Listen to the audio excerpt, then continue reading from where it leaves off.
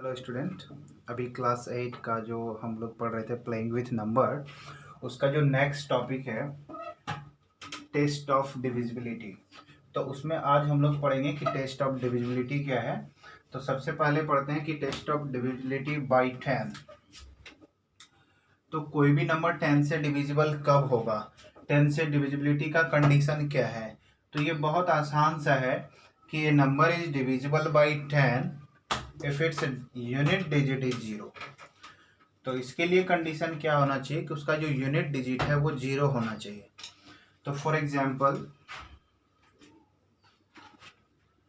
150, इसका unit digit क्या है 0, इसका मतलब ये 10 से डिविजिबल है। 250, इसका यूनिट डिजिट क्या है 0, इसका मतलब ये 10 से डिविजिबल है। तो ये जो 10 से डिविजिबिलिटी का रूल है, इसका जस्टिफिकेशन क्या है, देखिए इसको हम लोग प्रूफ करके देखते हैं। तो एक जनरल नंबर ले लेते हैं n is equal to ABCD। अगर इसको एक्सपेंडेड फॉर्म में लिखेंगे तो एक्सपेंडेड फॉर्म में क्या था कि ये यूनिट प्लेस पे, टेंस प्लेस पे, 100 प्लेस पे और थाउजेंड्स प्लेस पे। अगर ये 1000 प्लेस पे है तो इसमें कितना से मल्टीप्लाई होगा, 1000 से मल्टीप्लाई होगा। प्लस ये 100 प्लेस पे है तो इसमें 100 से मल्टीप्लाई होगा, 100 से मल्टीप्लाई होगा तो ये हो जाएगा 100B plus C 10C plus D। तो यहाँ पे एक चीज नोटिस करिएगा कि इन सारे नंबर में 10 कॉमन है, तो यहाँ से 10 कॉमन कर लेंगे तो क्या बच जाएगा 100A प्लस यहाँ पे बन जाएगा 10B प्लस C और ये प्लस D है। तो ये सारा नंबर जो है ये 10 के मल्टीपल में है, तो इसको एक हम लोग कांस्टेंट मान लेते हैं 10K प्लस D। तो यहाँ पे हम लोग K किसको माने, where K is equal to 100A plus 10B plus C।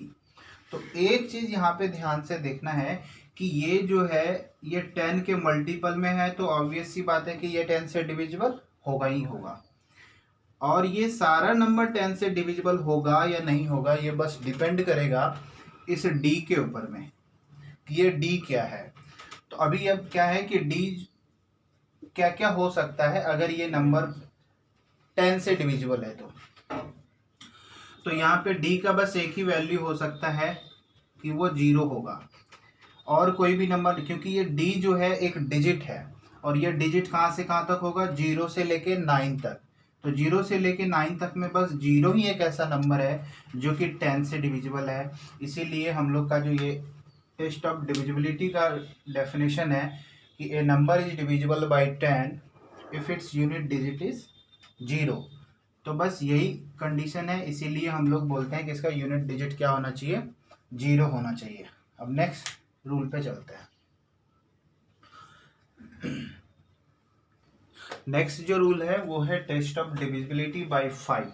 तो कोई भी नंबर 5 से कब डिविजिबल होगा, तो इसका रूल है कि a number is divisible by 5 if it's unit digit is 0 और 5। अगर कोई नंबर है उसका यूनिट डिजिट 0 या 5, इस दोनों में से कुछ भी रहेगा तो ये नंबर क्या होगा, 5 से डिविजिबल होगा। जैसे एग्जांपल में एक नंबर लेते हैं 155, तो इसका यूनिट डिजिट क्या है 0 और 5 में से कोई भी एक होना चाहिए, तो वो 5 से डिविजिबल होगा। तो यूनिट डिजिट 5 है, इसका मतलब ये जो है 5 से डिविजिबल होगा। एक और नंबर लेते हैं 2340, इसका यूनिट डिजिट क्या है 0 है, तो इसका मतलब हुआ कि ये नंबर जो है 5 से डिविजिबल होगा। तो इसका जस्टिफिकेशन देखते हैं कि कोई भी नंबर 5 से डिविजिबल होने के लिए यूनिट डिजिट 0 और 5 ही क्यों होना चाहिए। जैसे एक नंबर ले लेते हैं n is equal to ABCD। ये 4 डिजिट का नंबर ले रहे हैं, किसी भी डिजिट का नंबर ले सकते हैं। जैसे कि अगर ये 4 डिजिट का नंबर है, इसको अगर एक्सपेंडेड फॉर्म में लिखेंगे तो हम लोग लिख सकते हैं 1000A plus 100B plus 10C plus D।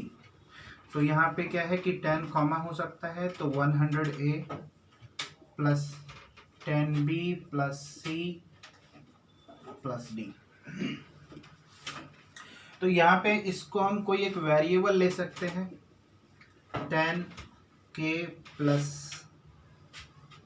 d। तो where k is equal to 10a 100a plus 10b plus c। तो यहाँ पे 10 को हम 2 मल्टीप्लाइड बाई 5 लिख सकते हैं प्लस d। अब इस नंबर पे अगर हम गौर करें तो ये नंबर जो है 5 के मल्टीपल में है, तो ये जो है 5 से डिविजिबल होगा ही होगा। तो बस ये सारा नंबर 5 से डिविजिबल हो जाए, इसके लिए बस हमको d को चेक करना है कि d एक डिजिट है, और हम जानते हैं कि डिजिट क्या हो सकता है 0 to 9। तो अब इस d के प्लेस पे कौन सा ऐसा डिजिट रखे कि ये जो है 5 से डिविजिबल हो जाएगा।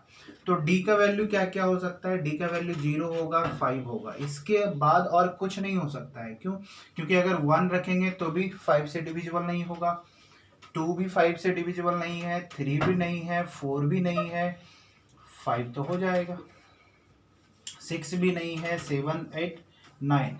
इस सारे डिजिट में बस 2 ही ऐसा डिजिट है जो 5 से डिविजिबल है, तो इसीलिए बस 2 ही डिजिट हो सकता है 0 और 5। इसीलिए हम लोग बोलते हैं कि 5 से डिविजिबिलिटी का रूल होगा कि उस किसी भी नंबर का यूनिट डिजिट या तो 0 होना चाहिए या 5 होना चाहिए।